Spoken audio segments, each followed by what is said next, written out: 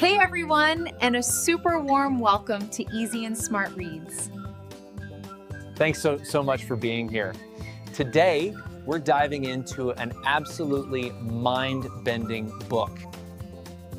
Do you ever feel completely trapped in that cycle, like trying hard, having really good intentions, but just not getting anywhere? Oh, absolutely. It's such a common feeling. But you know, the habits for success, they aren't some big secret. Stephen Covey, he basically showed their universal laws, principles that just work. Okay, so are you ready for maybe a radical change? Yeah. Because this deep dive into the 7 habits of highly effective people starts right now. Welcome, everyone. Yeah, our mission today is pretty important. It's about shifting away from what Covey called the personality ethic, quick fixes, techniques, social image. Right, the surface stuff. Exactly. And getting back to the character ethic, things like integrity, courage, justice, these habits, they're steps on what he termed the maturity continuum. Moving from dependence to independence, and then To interdependence, that's the goal. Okay, let's dive in. First is the private victory. Self-mastery. Habit 1, be proactive. Love this idea from Viktor Frankl, right? That space between stimulus and response. That's where our freedom lies, our power to choose. It's huge. Reactive people, they say things like, he makes me so mad. Blaming outside forces. Yeah. But proactive people, they focus on their circle of influence. They use language like, I choose, or I will. You own your response. Okay, that makes sense. But choosing my response is one thing. How do I make sure I'm choosing the right things to respond to? Like proactively working on what matters. Good question. That leads straight into habit 2. Begin with the end in mind. The mental creation first. Precisely. You wouldn't build a house without a blueprint, right? Yeah. Same idea. Covey uses that powerful exercise, visualizing your own funeral. Sounds a bit grim, but it forces you to think about your core values, your mission. It really does. And it highlights the difference between leadership and management. Oh yeah, leadership is making sure the ladder's against the right wall. And management is climbing it efficiently. You need leadership first. Which wall are you even climbing? Gotcha. And then habit 3 brings it all together. Put first things first. This is the physical creation. It's about living in quadrant 2. Okay, remind us, quadrant 2 is? Important, but not urgent. Things like planning, prevention, relationship building, exercise. We usually get stuck in quadrant URID, urgent and important, crises. Firefighting mode. Exactly. Or quadrant 3, urgent but not important, interruptions, some meetings. Habit 3 is about prioritizing based on importance, not just urgency. This feels like the PPC balance thing too, the goose and the golden egg. Absolutely. P is production, the golden eggs. PC is production capability, the health of the goose. You gotta take care of the goose, maintain your assets, your energy, your relationships.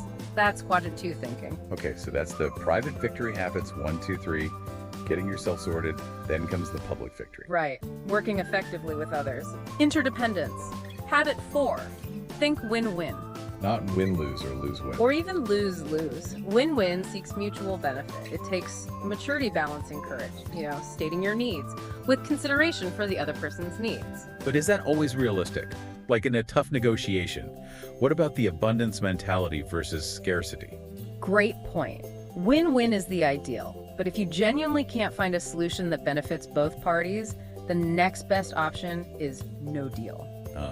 So you don't damage the relationship by forcing a bad compromise. Exactly. Sometimes agreeing to disagree respectfully is the win-win move long term. It preserves trust. And trust. Yeah. That sounds like habit 5 territory. Definitely. Seek first to understand, then to be understood. This is maybe the biggest communication shift.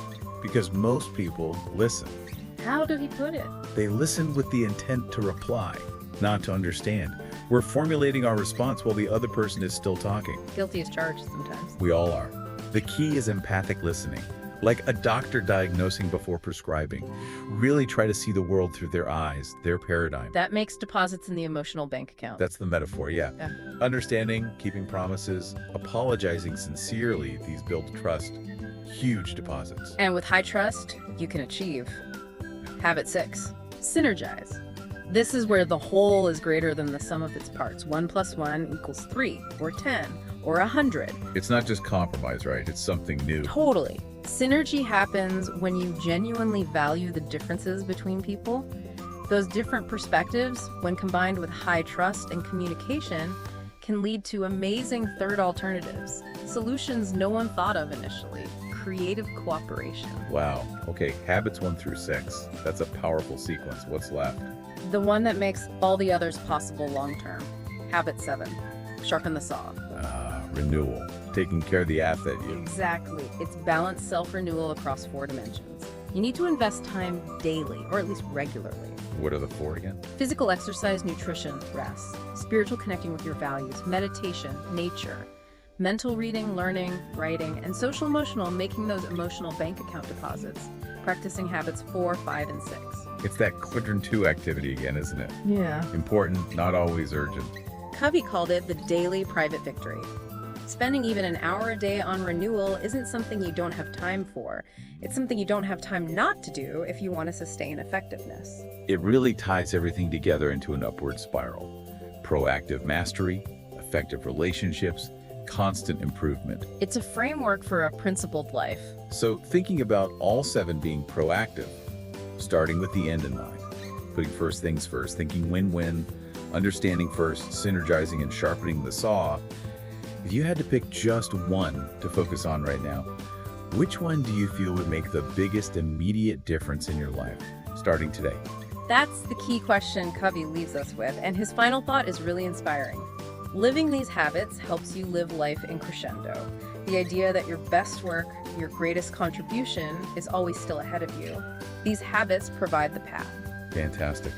A lot to think about there. This has been a really insightful deep dive. Always a pleasure. Keep sharpening that saw. I'm really looking forward to hearing from you. What book do you think we should tackle next? Drop your suggestions in the comments below. I can't wait to see them.